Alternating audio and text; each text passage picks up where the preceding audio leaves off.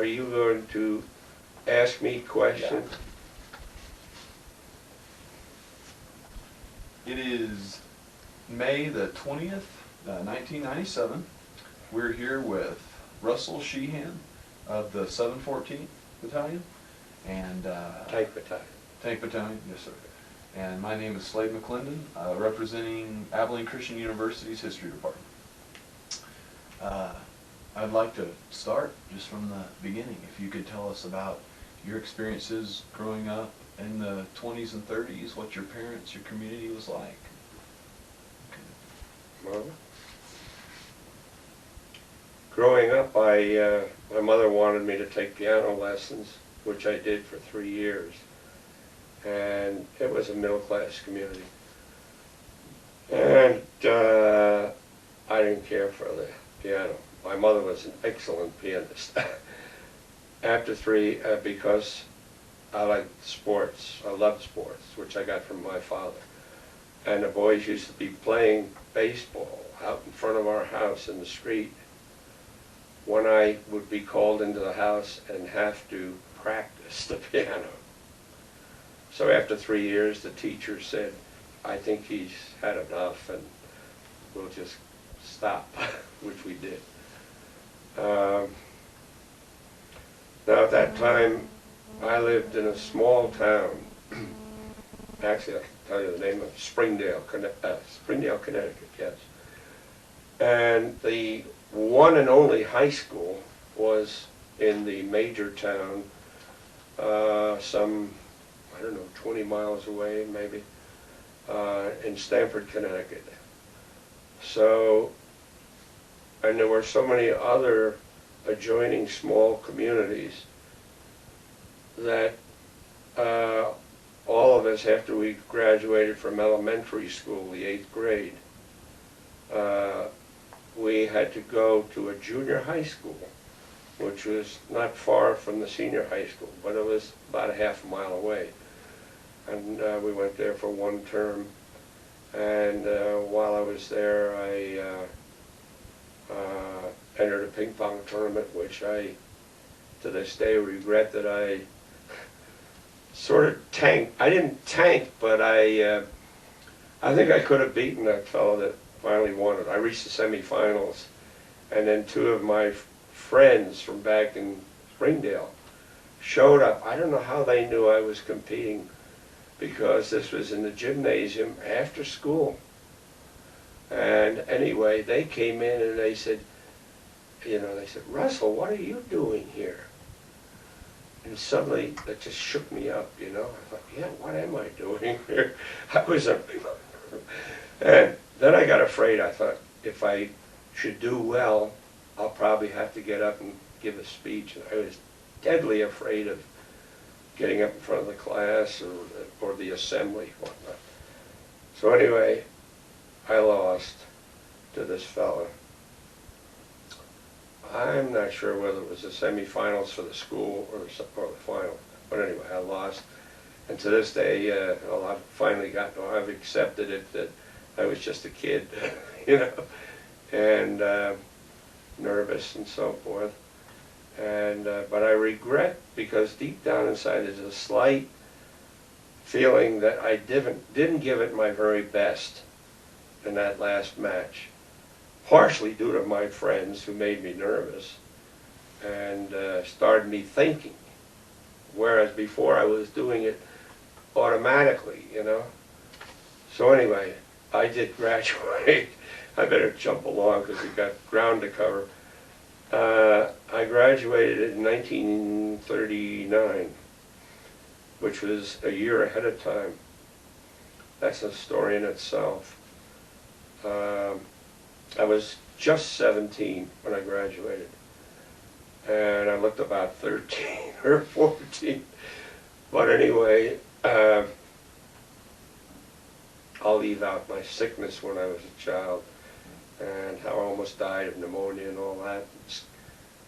Lost half a year of schooling, and then the following year they had me skip a grade, the 5th grade.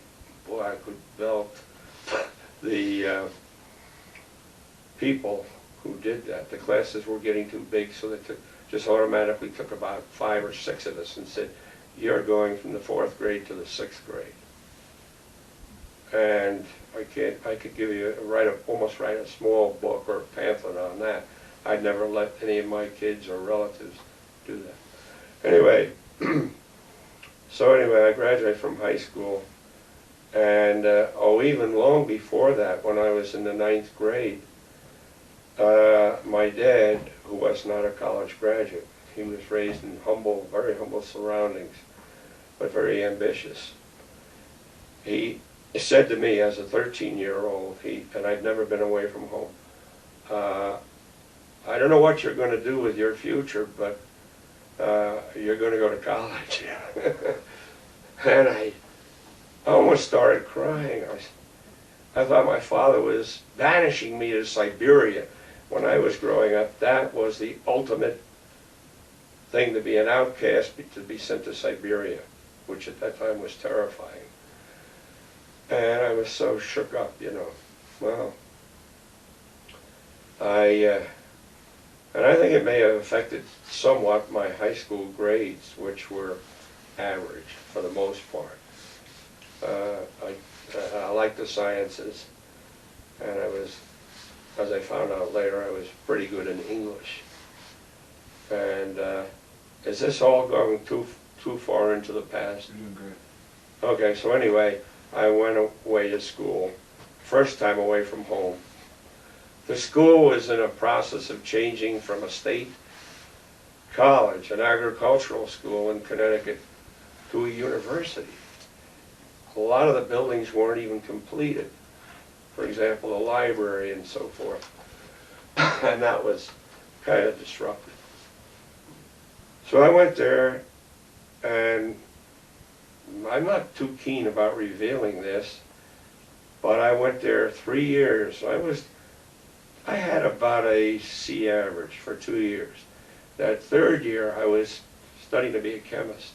That 3rd year, I ran into some advanced chemistry courses where it was necessary to have a good mathematical background. And I didn't have it. So I was 1 point short of their requirement, which was, I believe, quality point 16. I had 15, which means there were some D's in there. I think it may have been a B or 2. I think it was a B, at least 1 B in military ROTC. But anyway, they said, we'll have to dismiss you honorably, for your sake of your grades. If you go to another college, make up your deficiencies, we'll readmit you. Now this was 1942. The war was already on. And so I applied the only colleges I knew about, because none of my friends had ever been to college. None of my parents, none of my relatives. And the only person I knew was our dentist fairly well. He was a Temple University graduate. So I applied to them. And they said, we'll accept you, but anything under a C, we won't accept. So I went there, and that's in Philadelphia. Big city, I didn't know a soul, nobody in that city when I went there. But the school helped me to get a room in one of these row houses with non-professionals, fellows working in the Navy Yard as welders and all that sort of thing. Anyway, first semester, they jockeyed me back. They didn't give me credit for my organic chemistry and quantitative analysis. My grades in there had been good, reasonably good, C. They sent me back into advanced general chemistry, which is first year. And I had a nice professor. He was very considerate. It was a huge room. There must have been 90 students in there. I'd never experienced that before. Anyway, I got an A in that. And then I got a B in a English literature course, and another B in something else, and then a C. but they said if you're going to major in chemistry, you have to take German. And when I was in high school, somebody convinced me to take French.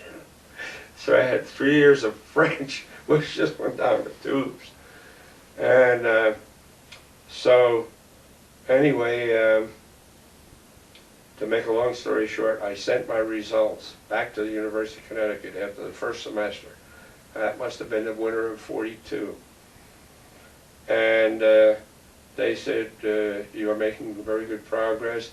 If you'll go one more semester and get a B average, we'll definitely readmit you. All this time, the draft board in my hometown had given me as they did with all the students in college, especially those taking technical courses like chemistry and physics and math, a deferment until you graduate. So anyway,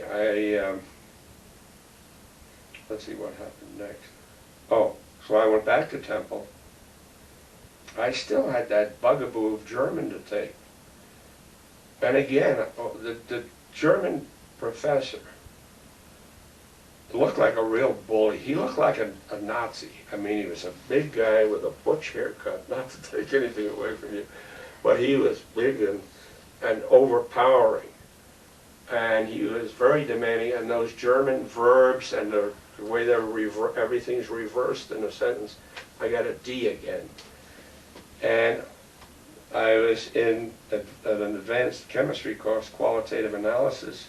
I did okay in that, I got a C. But anyway, I thought to myself, the heck with Connecticut, because this was like my 4th year in college anyway. And the draft board called me up. This time they didn't ask me what my grades were or anything. But I had decent grades in ROTC, and I'd had 2 years of it. I never wanted to be an officer. I had the mistaken attitude as a child that all officers were of a snobby caste. My own father was like, he was a warrant officer in the First World War. But I didn't think about that. I just had the feeling that I wouldn't fit in, you know. So I went into the service and got a big sheet of names to report to Fort Devens, Massachusetts, which I did. And next to my name were 3 stars or something like that. It's sitting down below in the legend. It said 3 stars. You're the acting corporal for the group.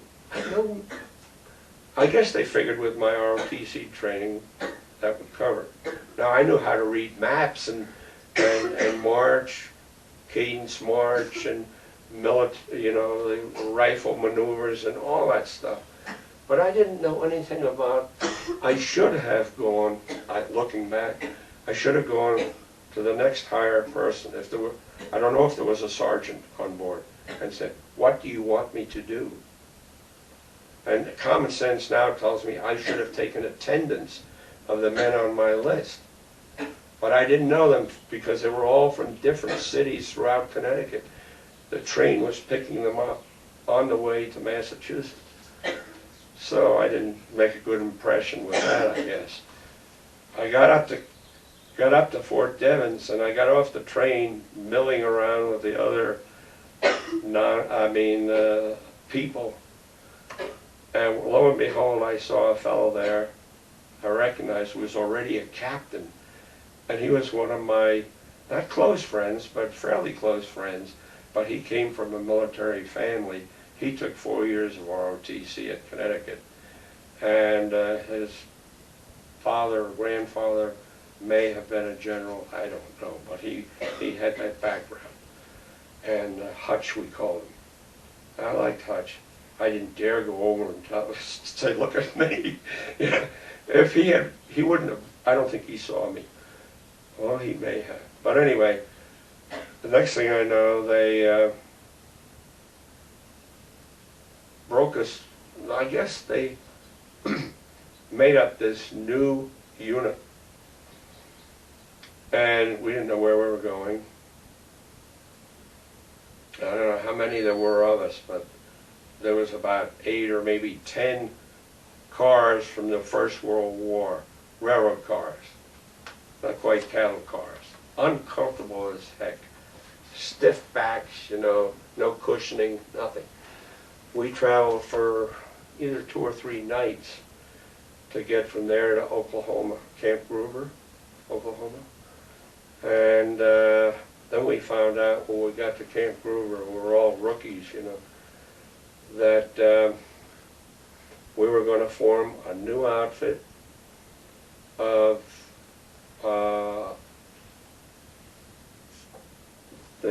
what they call them, the 6-inch guns, rifles, not cannons. And they were about 18 or 19 feet in length. And we didn't see them right away, but they said, these weapons are self-propelled. You fellas are going to be amongst the first ever to be involved with self-propelled 6-inch guns. So anyway, this is where we're going to get basic training. They assigned me, along with other fellows, to headquarters battery. They call them batteries in the field artillery, not companies. And I was assigned to the survey section. And so I was there throughout basic training, learning how to use the transit, the aiming circle, and how to compute these, what they call MIFs, weather reports, how you adjust for windage and all that, because these guns could fire a shell about at least 15 miles, maybe 20, I'm not sure about that. Don't hold me to that. Anyway, in my group there was one fellow who had been a state captain in the State Guard. And frankly, he was kind of a bully. He was a big, heavy-set guy, and a smart ass, I'll say what I thought of him. And we had another guy from Boston who was just as big, and he was from a foreign country. I mean, he was from Polish or Yugoslavian extraction, and he was pretty strong. Those two were always competing to be the head honcho in that barracks. But anyway, this guy did know a lot about the military, the one that I'm talking about.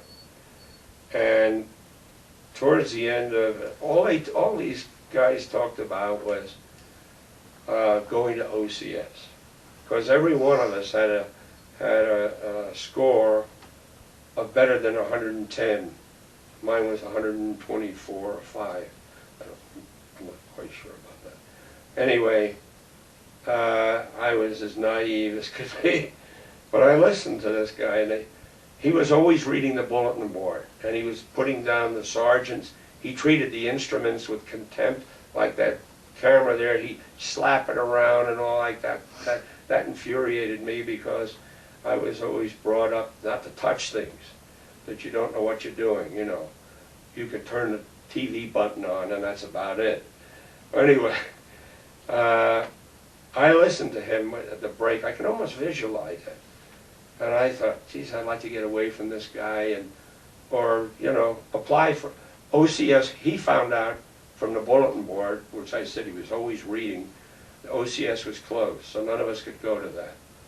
I didn't want to go myself. But anyway, he said ASTP is open. And I didn't know what ASTP was. I still don't, and I went to it. That's one of the things I want to learn from this book. Who started it? What was our mission? We had rumors galore, but no facts. Anyway, so they, several weeks later, near the end of basic training, my sergeant, who lives in Colorado, by the way, I just found this out last year, he was the head of our survey section. Awful nice man. And he's still living. down in Durango, I believe. But anyway, they came around with this notification, and he came over to me. He said, "Russell," he said, "you've been approved for ASDP." I was stunned. I didn't know what it was or anything. And there were only two other fellows in the whole camp, Camp Gruber, Oklahoma. So he said, we were going to make you a T5 technician, 5th grade. That would be like a corporal, slightly under a line corporal, but a technical corporal. And actually that's what I would have liked, because I guess he could see I handled the instruments with, not that I knew that much about them. I never took them apart and put them together, but I always did what he told us to do. When you turn this, you open that, and turn this thing, and you know, I handled them with respect. This other guy, as I said, he didn't do that. So I went to ASDP, and first we had to go to what we call a STAR unit, Specialized Training and Reclassification. I still don't know what that means. In Stillwater, Oklahoma, where Oklahoma A&M was. All I remember, we had this, on the campus was this Bob Curlin, 7'1" or 2", basketball player who took them, they won the national championship. I don't know if it was the year we were there, or the year after, or the year before, but he was like God to me, you know. I mean, God, this guy, 7'2", and so forth.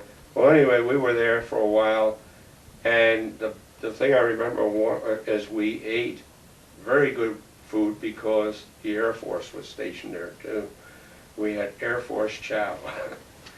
Well, after a while, after we left there, we got orders to go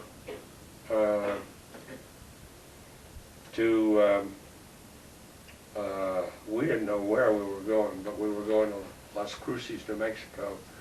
New Mexico, I thought it was New Mexico A&MA, Agricultural and Mechanic Arts. This friend of mine insists it was something else. And I'd still like to show him this booklet if I could ever find it that has that on it. But we went there, and while we were at the STAR unit, we had classes. But all they did was teach us how to write numbers neatly. I remember the teacher was teaching us, you know, sort of engineering style. You know, you make your twos like this. I mean, you just don't write a 2. And all that kind of thing. I mean, to me, it seemed like a waste of time. But whatever they were doing, we didn't sit down with any textbooks or have any real lectures. And I don't even know if we did any marching or anything. When we got to the ASDP unit in New Mexico, then we started doing things like that, marching, field exercises, and I know, like I guess every one of us had a time where we had to lead the whole group of about 120 men in doing these push-ups and sit-ups and squat jumps and all that, and you had to do them in a certain amount of time. That was more like I would say more like an OCS type of training. But even there, we didn't have any serious classwork. At least I don't remember any. Anyway, in the spring of 44,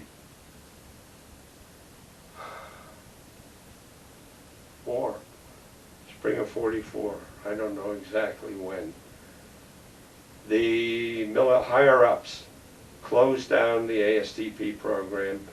Somebody said it was the 8th Service Command, which was the Southwest, including your school, Texas A&M, and all those schools in Texas, and in New Mexico, and I guess Oklahoma, and maybe Arizona.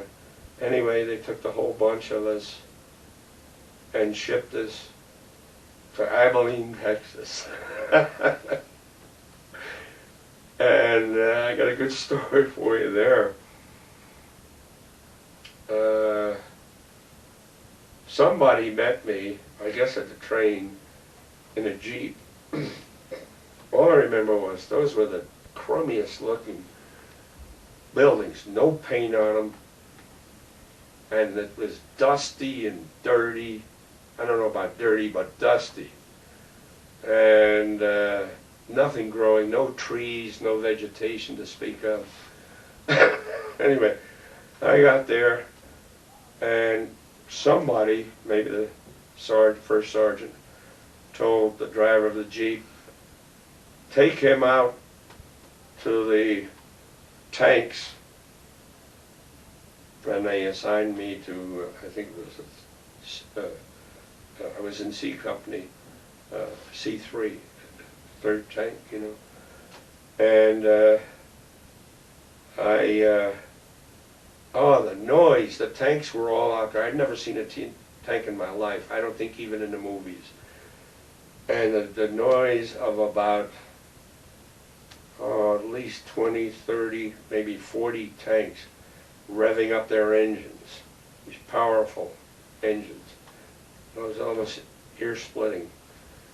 And somebody said, get into the bow gunner's seat.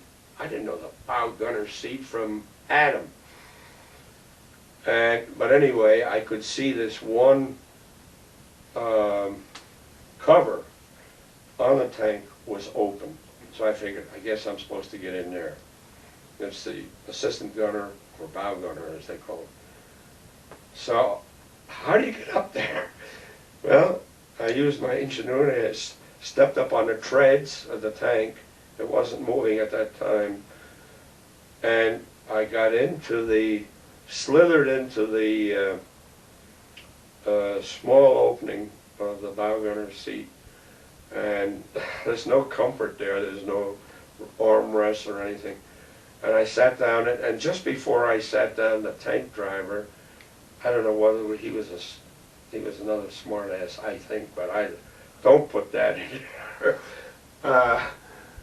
Because we know each other slightly, you know, we served together. But anyway, he started to move the tank forward. He jerked it.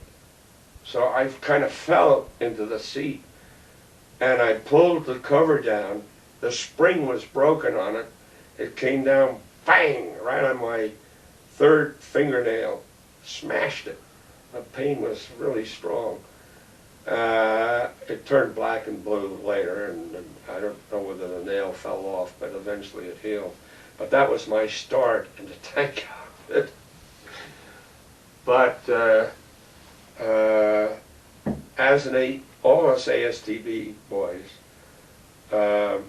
and a lot of them were younger than I was. They were more like 18, 19, 20. So I was a little older. I was 21. But, and they were fresh out of high school. They were promised all this glorious future, I guess, and some kind of a high rating, or I don't know what. I've never talked to them, so I don't know. As I say, I have a lot of catching up to do. Up until a few years ago, I couldn't even talk about the war because I lost some dear friends. You know, not too many, but anyway. I'll take a drink of water.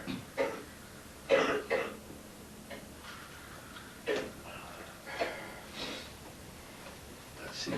Okay. During basic, no, this wasn't basic training. These fellows had been in, they were real tankers. I mean, they had basic training back in Tennessee or Kentucky. I'm not sure which. I should remember because I've read it, but I don't remember.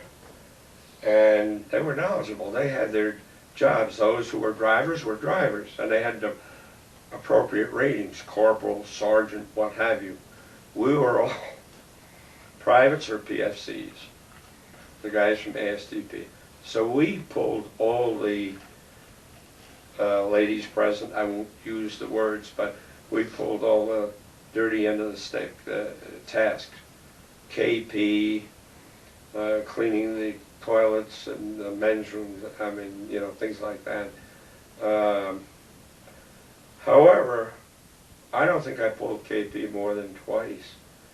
I guess because I did a good job or not. I don't know. I think we all did good jobs. I think the ASTP boys, without a doubt, every one of them that I know of, fitted in. Nobody complained. Nobody said, boy, this is a dump or anything like that. After coming from a college campus with beautiful trees and grass and all that sort of thing, to the barren, dry, dusty, these barracks with no paint on them, nothing was polished or anything. And where they kept the tanks was out in the field. One of the big things they stressed was first echelon of maintenance. This is coming back to me. And that meant you went up there, I don't know how many hours a day we put on that. You were supposed to grease certain things and oil certain things and whatnot. And they didn't really teach us any of that. In my case, I was assigned as an assistant gunner and radio tender. And they just taught me the bare minimum. You push this button on the radio for something or other, I don't remember, to communicate with another tank or whatnot. And as far as I had maybe one opportunity to find out how to handle the shells in the tank. I didn't know where they had shells in there. They did. And I don't know how many. Underneath the steel floorboards, which were corrugated, I know because I think I slept on them, and I had ridges in my back from the steel, corrugation. But anyway, those shells were under there, and it wasn't maybe an inch or two from the tip of the shell to the floor of the tank. But I think somebody must have taught me or showed me this is the thing you reach down with and you pull out the shell. And then you take it in your hand, you cradle it, and you have to, first of all, you have to open the breech on the gun. And this was a 3-inch gun, 76 millimeters. So anyway, yeah, I did have a little bit of training on that. I'm not a lot, let's face it. And so I'll skip over that. There was nothing noteworthy there. We finally were assigned in the fall of 44, about maybe September or late August. We were sent to the port of embarkation, Camp Shanks in New York. And the strange thing is, I was in the men's room, and on the wall, I saw names of different fellows and their units. And I saw names of guys that were in the unit where I had basic training, the field artillery. So they must have been there just a few weeks or a month or so before we were. And while I was there, I had such a breathing problem because I'm highly allergic to dust. I still am. I was born that way, and this doctor told me one time, you just picked the wrong ancestors. Who picks your ancestors? Anyway, I had nasal polyps, and I had those things removed out in the field improperly with the only equipment that the doctor had with him, which was like a long pincher, and he pinched out pieces. Well, I guess he put some anesthetic in there, pinched out pieces of the polyps, and I think that was when I was in basic training. But it's properly done with a snare by a doctor in an office. The point is that I couldn't breathe. I was like this all the time. I was a mouth, and on my medical chart it said mouth breather in case of a gas attack. I would have to be able to breathe through my mouth. So while I was at Camp Shanks,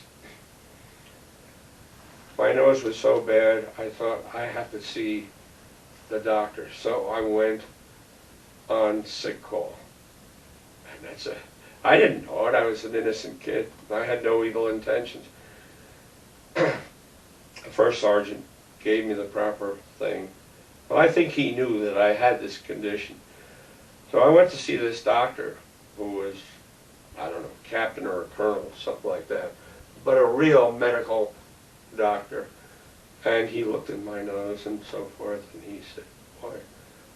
Oh, even before he did anything, he said, "I guess you'd like to get out of this outfit.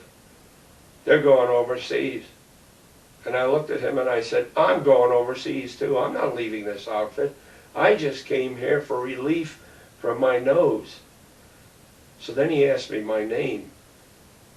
He didn't even know my name. So I told him. And I guess he was sort of impressed or something that I wasn't a deadbeat trying to get out of going overseas. I had no possible thought of leaving my buddies and the guys that I knew fairly well, that I trained with. Didn't get a lot of training, but I did get 6 months or so. So anyway, I noticed this when I went overseas.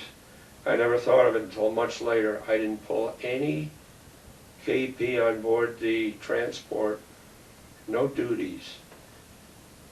And to this day, I don't know if any of the others did or not. I think some of them may have.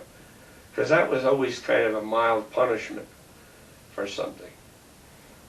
So, one of the things was, and this is kind of hard to talk about,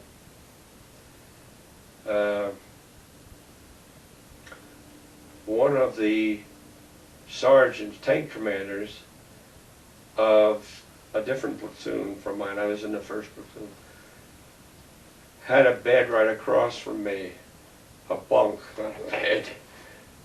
There were, I think there was 5 bunks up to the ceiling. So we had very little space to sleep on it. You had to get your bag with all your equipment up there and put it somewhere, like down around your feet. Anyway, I feel like he kind of befriended me, because he probably saw that I was not as rough and ready as some of these guys. Most of these tankers came from the oil fields, the coal mines, the steel mills. They were big guys. I mean, they looked like they could have been, some of them looked like they could have been, well, college football players. Today they would be small, but they were all over 6 feet, mostly about 6'2", probably weighed 220, and very muscular and so forth. They had worked hard, as I say, in these different categories. And they, I will say, they did not try to rub our noses, the college kids. They didn't hassle us too much about that we were not real men, that we couldn't take all this stuff, you know. They didn't do that. They got to know us and like us, and most of us would kid back and forth with them. I was not particularly one who kidded, but I was friendly with all of them. But this man, whom I liked quite a bit, he showed me a picture of his wife. No, it wasn't his wife, but it was his girlfriend, fiance. And she was very pretty, and he told me a lot about her and how they were going to get married and all this stuff. And I listened and he talked. Well, anyway, he was killed in Herlesheim.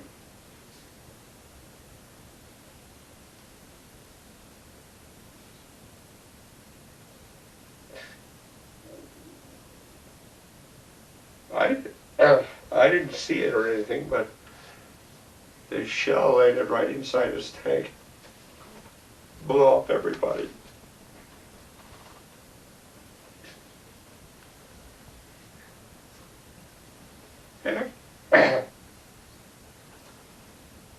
After that, I knew we were at war. Up till then, I thought, this is like the movies, you know. And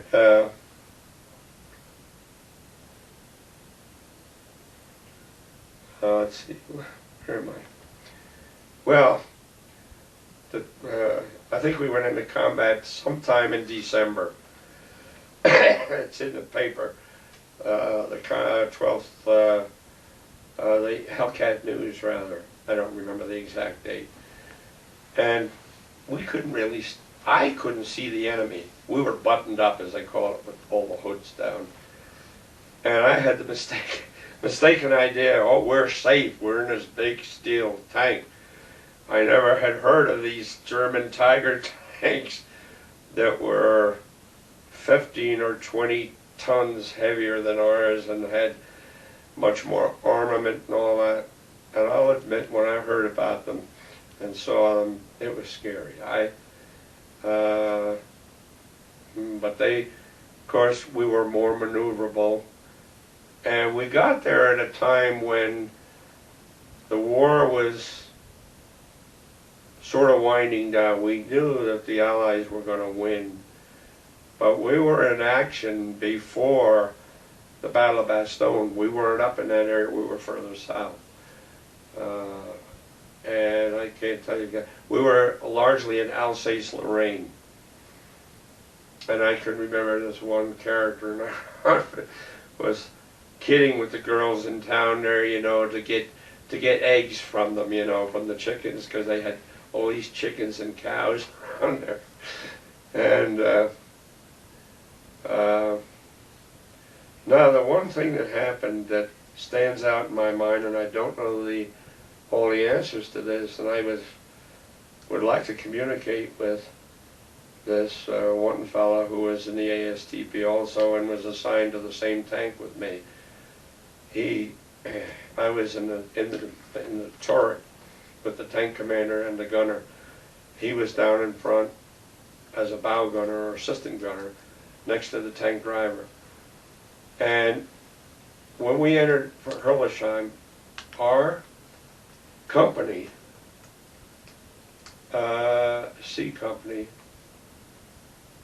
as far as I know, was the first group to go into Hildesheim. And I was in tank number 3, 1, 2, 3. Our platoon leader was in tank number 1.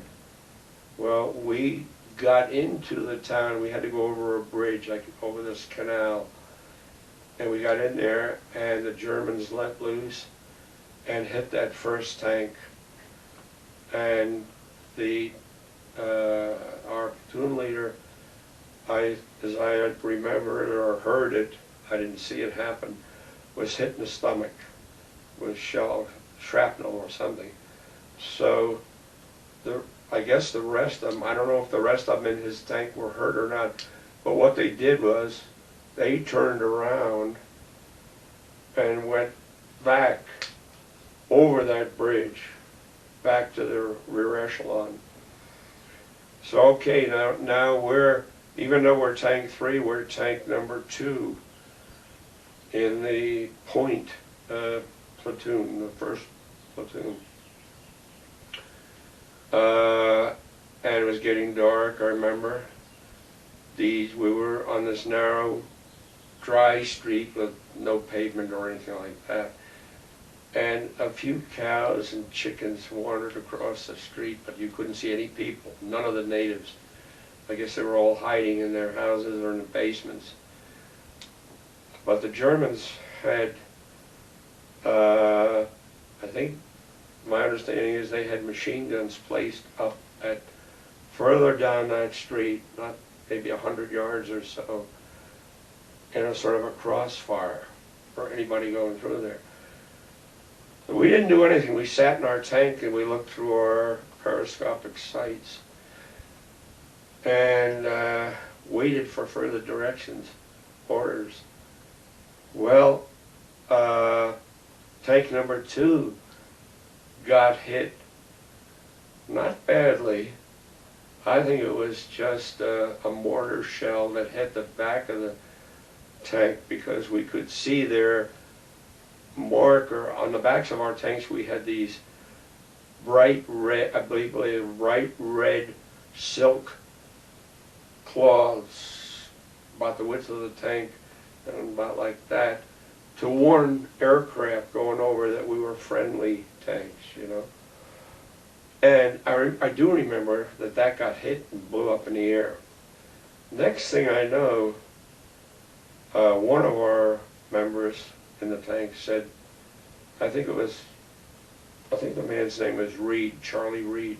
He was in that tank, I think. Now, I don't know if he was a gunner or tank commander. I think he was a gunner at that time. He may have become tank commander later. But anyway, all of a sudden they reported this back to our captain and the other officers back there. And anyway, I think they said, get out of the tank and come to the rear. All I know is I couldn't see. I didn't have 360-degree vision. But anyway, some of them got out of that tank. This is the question in my mind. I've never asked anybody. I don't know the answer. If they all got out or not. I think they did. But I believe they all ran back past our tank towards the rear. So now tank 3, my tank, was number 1. We were the point. It was getting darker and darker. And anyway, we assumed that tank had none of our men in it, tank number 2. And there was kind of a group discussion. Our tank commander, truthfully, he was a very fine man, very religious, used to read the Bible all the time, and he was a very sincere man, but he was nervous. He didn't know what to do. I think he tried to find out from the captain and whatnot. But that tank started to move, and it was jerking like somebody who was not familiar with it was driving it. And somebody, I don't know who, wasn't me, and it wasn't the tank commander, but one of the other 3 guys said, hey, they're stealing Reed's tank, the Germans. They were directly in front of us. They could have gotten into the front of that tank and we wouldn't have seen them because it's depressed. The turret covered that. Again, I don't know whether the Germans, all I know is that it was a sort of a group opinion. Hey, we've got to knock out that tank, because if the Germans are stealing it, they would go forward about 50 or 75 feet, and they would go around the corner and come back and attack the rear of our tanks. You know, being an American tank, unless somebody notified them, they could wipe out some of our tanks. So anyway, to make a long story short, I thought, I'm going to get ready. I got a shell out, armor piercing, and the gunner and I opened a breach and put that armor piercing. I can remember just how you push it in there, and I think we set it on fuse quick or something. And he fired the gun. He aimed the gun right at the tank number 2, American tank, and I think they were $80,000. And he fired at it and went bang right through the engine compartment, which is in the rear of the tank, and it was in front of us, and that stopped that tank dead in its tracks. And I would love to know the full story of who was driving that tank. Did all our men get out? I think they did. But then it was getting darker and colder. So finally the higher-up said that we should leave Herlesheim. And I don't think until much later they found out that von Rundstedt had 2 of his crack outfits in that sector. That's another thing I don't know about for sure. Marshal von Rundstedt of the Germans, you know. and because they were trying to counteroffensive not only at Bastogne, but I think in our area too. And we got out of there. Boy, I did a lot of praying. I guess we all did. Because we were the sort of like the first ones in, the last ones out. It was dark, getting dark then. I remember that was quite dark. And we got out. We had to cross over that bridge, and I prayed that the Germans wouldn't knock out that bridge over the canal, because we would have had to get out of the tank and, I don't know about swim across that canal. This was the middle of the winter. That was in January. But we got back and we gathered all the tanks together, what was left of them. And this is where my mind goes blank. I don't remember. I only heard about certain tanks that got hit. As I say, our platoon leader was out of the war. He got hit in the stomach. And so I did hear that. I guess that's true. I guess he lived, I don't know. But that other tank, that bandit became sort of a friend going overseas. His tank, they were all killed. So, but then things settled down. I don't know. Of course, there were other outfits around us that I didn't know about. CCA, CCB, and whatnot. And all I know is the next thing I know, our next assignment, as I remember, was to go to Colmar, France, which we did. And I think at that time we were part of General Patton's group, who went from the 7th to the 3rd Army. And we made terrific time because he was a pusher. And the Germans were beginning to crack, you know. And I don't remember anything special about Colmar except that I forget whether it was there or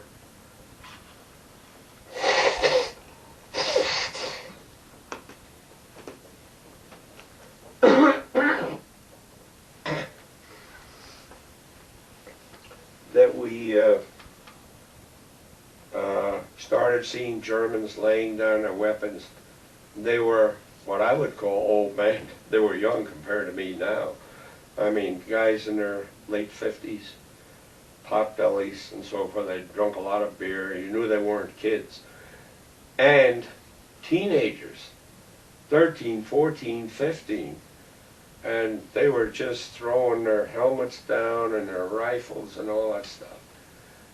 And I had been warned, we all had been warned, don't try to get any souvenirs because Germans booby-trapped them. This was shortly after that massacre at I can't remember the town. I was in the Stars and Stripes newspaper. That the Germans lined up all their captives and just shot them down one after another with a machine gun. So I thought, I don't trust these guys. I don't want any souvenirs. I'd like to come out of this war alive. And as I say, after that, we kept moving. We went through a lot of towns that were close to Germany. I knew that, I guess I knew that the next thing we had to do was cross the Rhine River.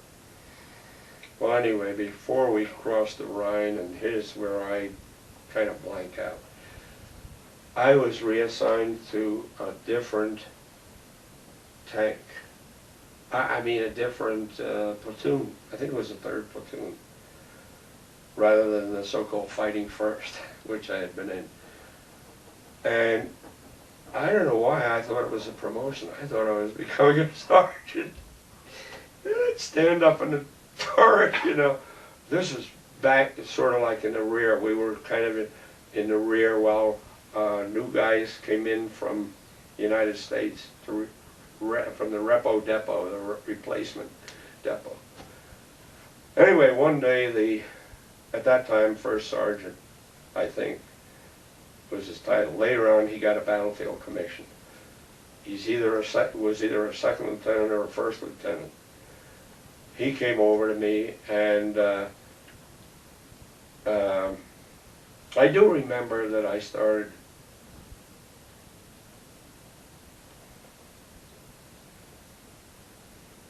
It's hard to talk about.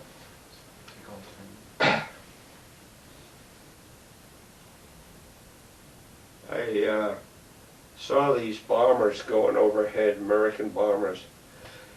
And I had tears in my eyes, you know. We're winning this war. Finally.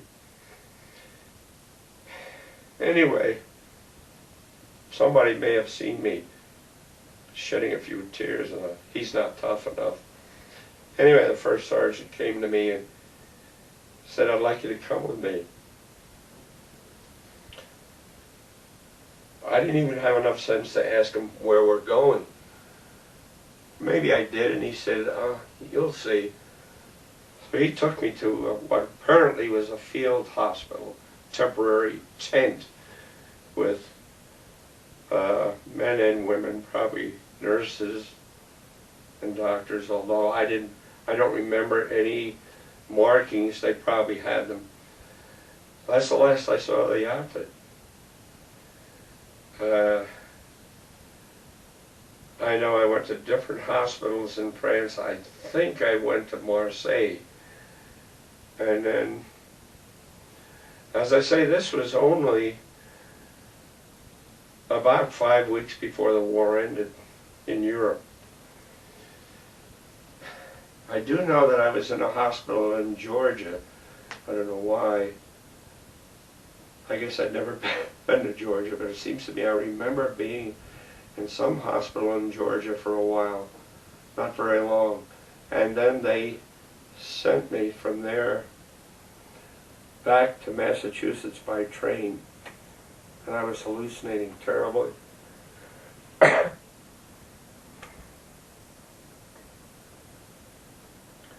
And this is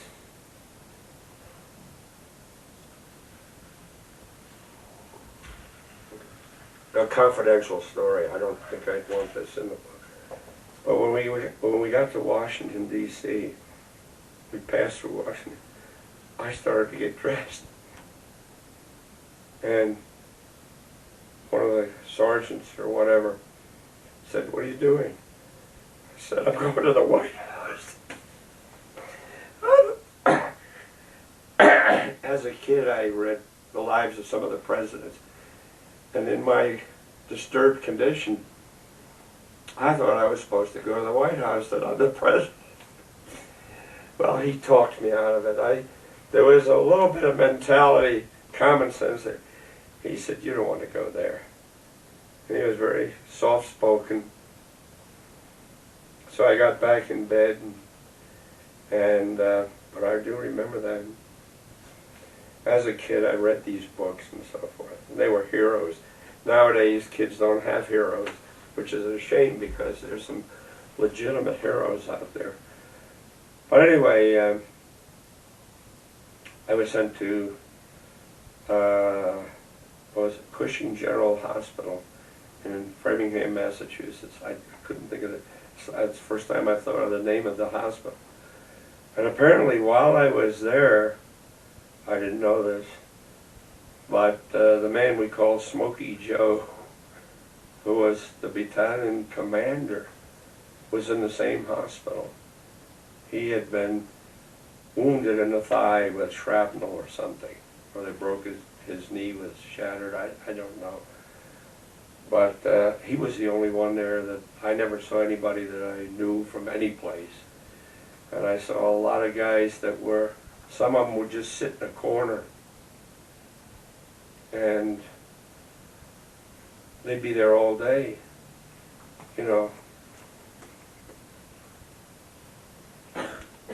But while I was there, I remember one thing vividly. They gave me a spinal tap, thinking I might have had brain damage. And boy, I'm telling you, I had the worst headache. I've ever experienced for about 2 weeks. God, that hurt. My wife has these headaches right now. She had a myelogram done 3 years ago, and then she had back surgery, which didn't pan out. She still has these headaches, but her spine is okay. But to get back to me, that's about the only thing I remember there.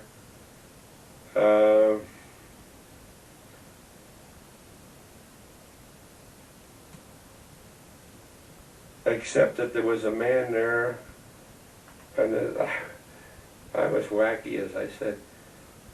In facial features, he resembled Bob Hope,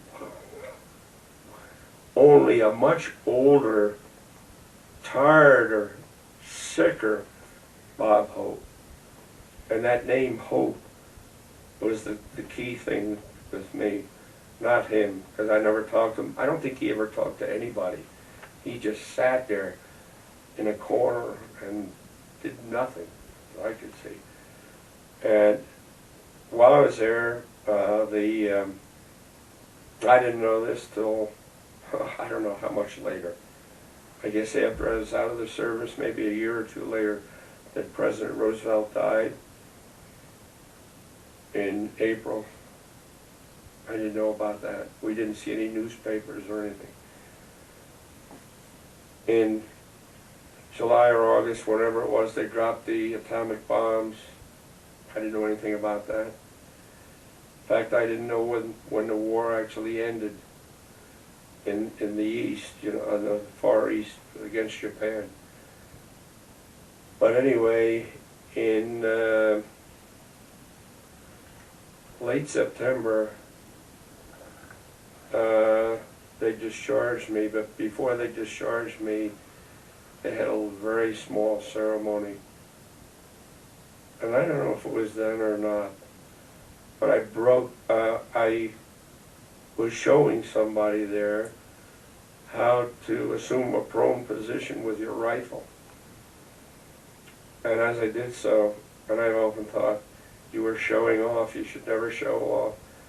The rifle bounced up and broke off half of this tooth. That's a minor thing. I got it fixed, okay. But while I was there, just before I got out, they had a little ceremony. They gave me my honorable discharge, certified disability, and they also presented me with a good conduct medal. And I treasure that thing. As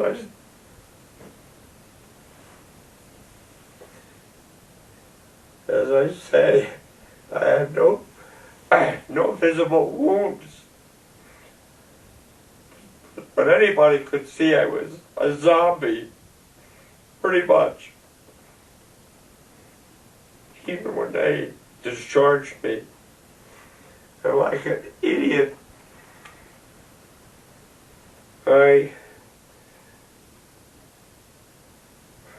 think I went for a job as a chemist in my hometown. I went back to my parents' home, Stanford. I thought, well, I've got to go to work. So I applied to the American Cyanamide Company, which is, I guess, still a big chemical company. And I did get a job there as a lab assistant. And I worked in an area with just a few other fellows. Somebody said we were making something for the atomic bomb, and it was highly secret. To this day, no names were ever mentioned about chemicals. They were all numbers. And I do know at the beginning of the week,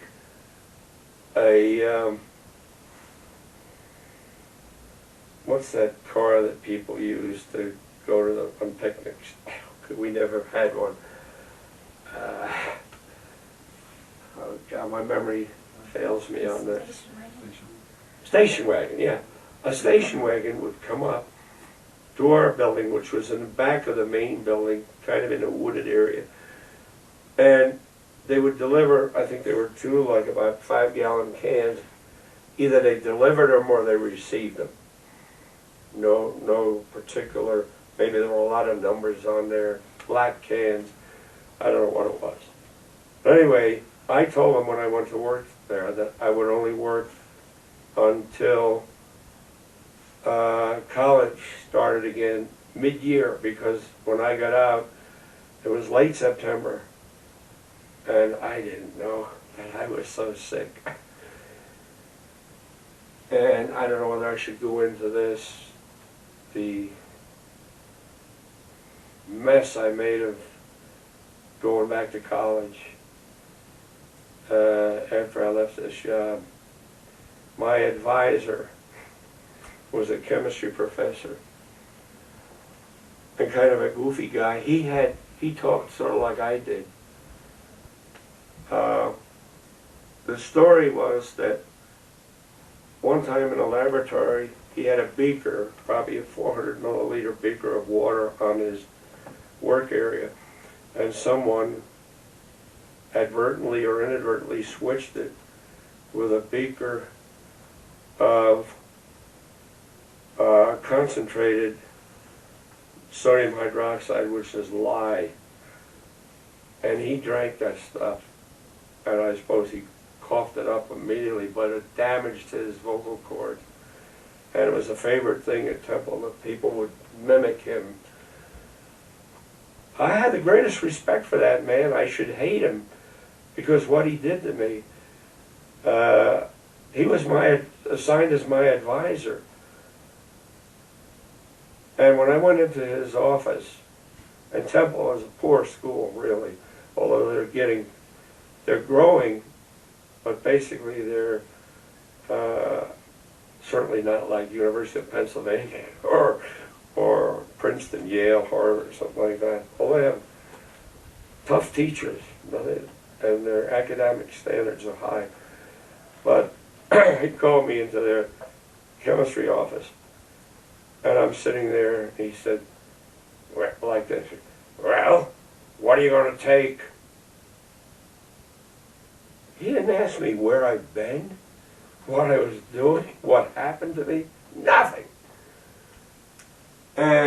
But anyway, he went over while I was there, and he may have, he was sharp, so he suspected, and now that I got some of my intelligence back, I think he went over deliberately and got this Beilstein, which, if you know anything about organic chemistry, God knows how many editions they have now in volumes. There were about 20 or 30 at that time in this cabinet. He got one of these books that's about that thick. He brought it over.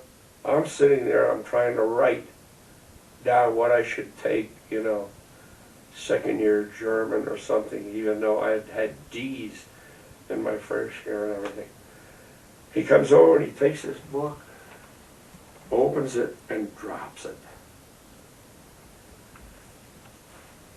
And I think the normal person would jump up and say, "What are you doing? Why did you do that?" I just sat there like a semi-zombie. I did nothing. I said nothing to him, I think he was testing my nervous system and emotional system and whatnot.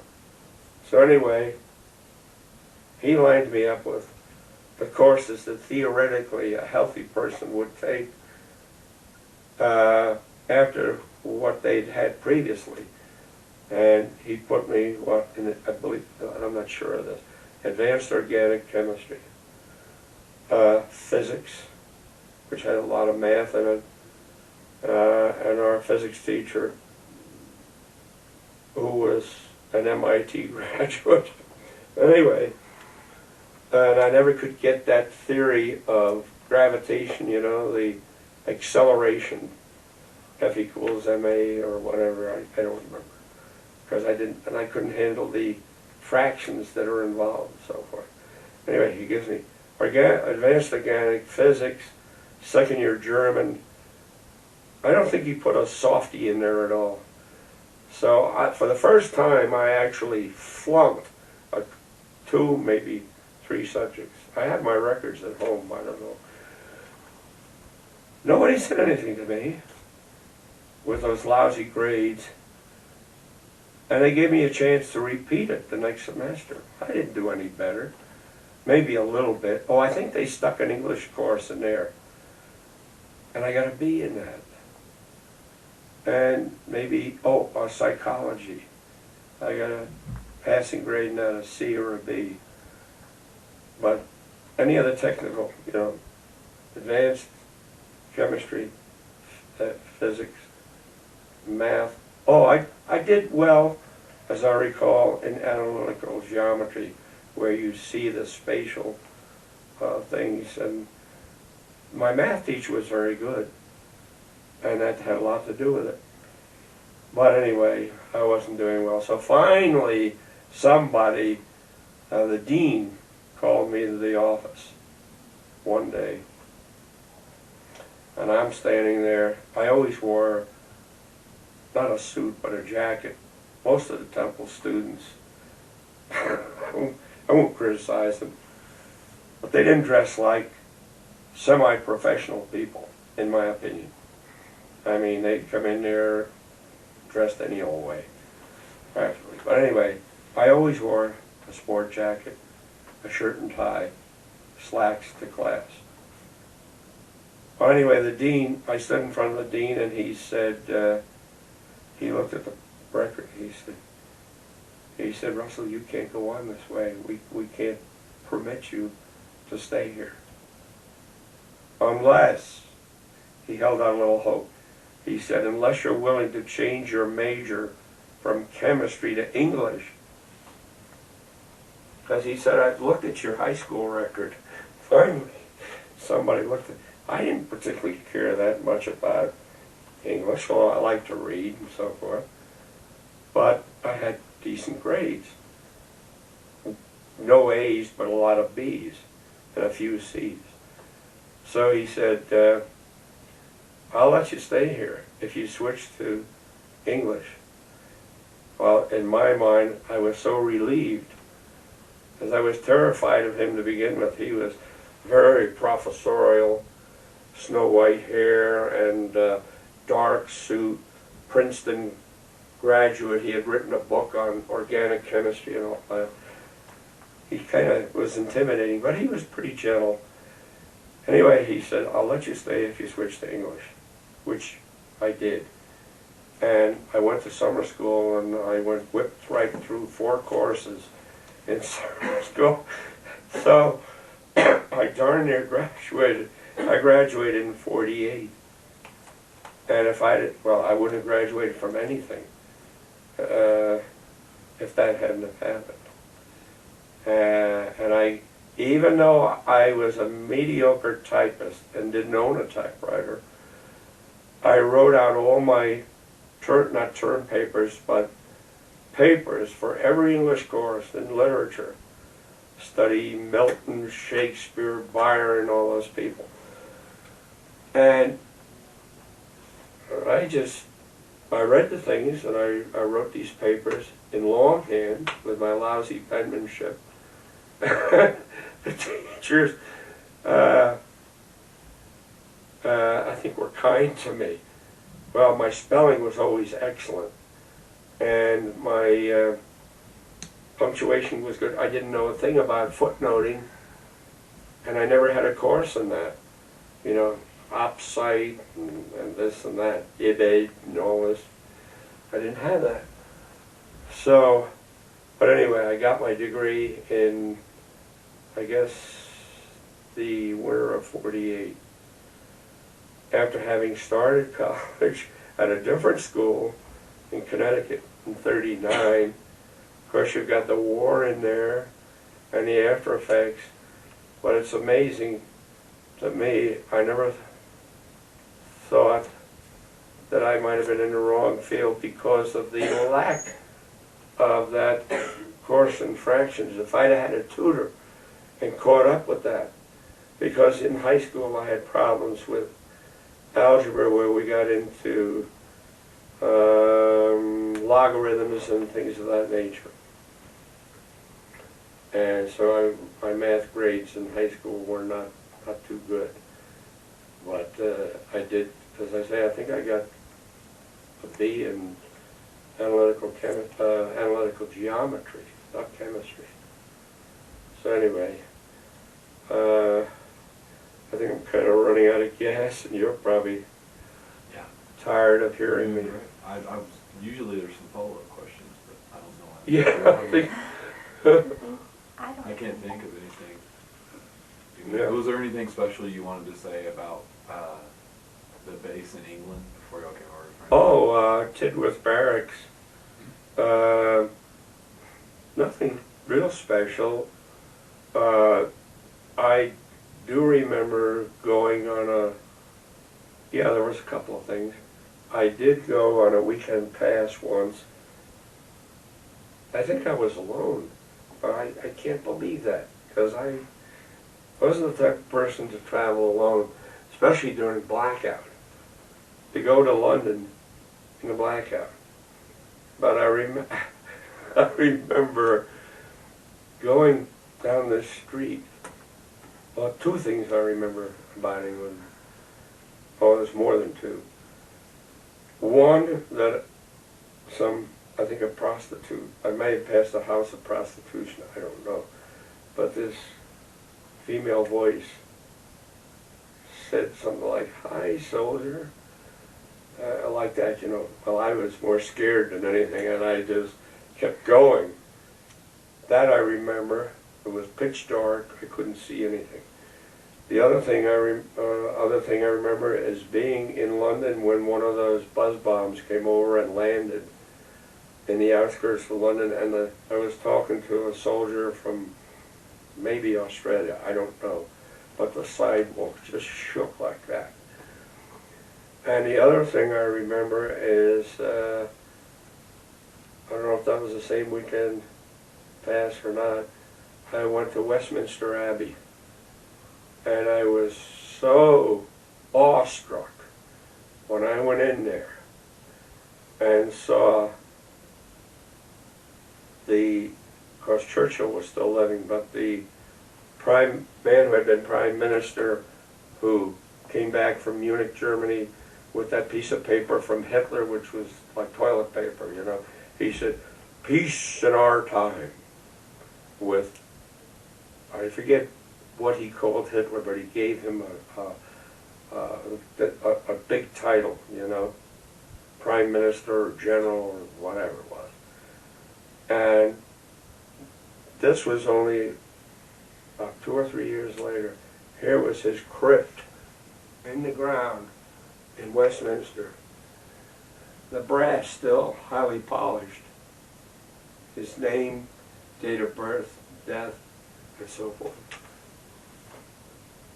You know, I could have wept at the thought that this man was duped by that fiend, you know.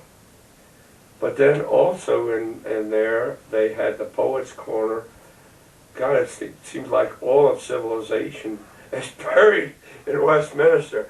Shakespeare, Milton, all the prime ministers, Thackeray, Disraeli, you name it, famous poets, Byron, Keats, Shelley, what have you, you know. And I just couldn't believe it. I couldn't take that place in, you know. And I saw the changing of the guard. That was impressive. And that's about it.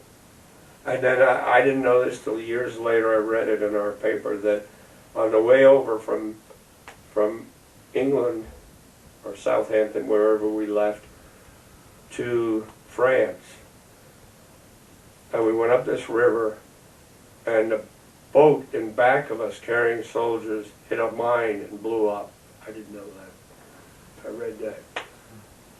So Well, I know you got. I'm lucky to be here today. For a variety of reasons. I didn't even mention any of my present sicknesses, health conditions, but Well, we're glad we got to talk to you. yeah, I know you've got an appointment. yeah. So we'll let you go. I'll just take a drink of water. No, Just curious. the Liberty ship, you mean? Yeah. No, I don't. No, the ship that brought the troops over from New York. Oh, yeah, that was a Liberty, the so-called Liberty ship. And they had, I guess, 900 or 9,000 troops on there. There were a lot of them anyway. Well, thank you so much.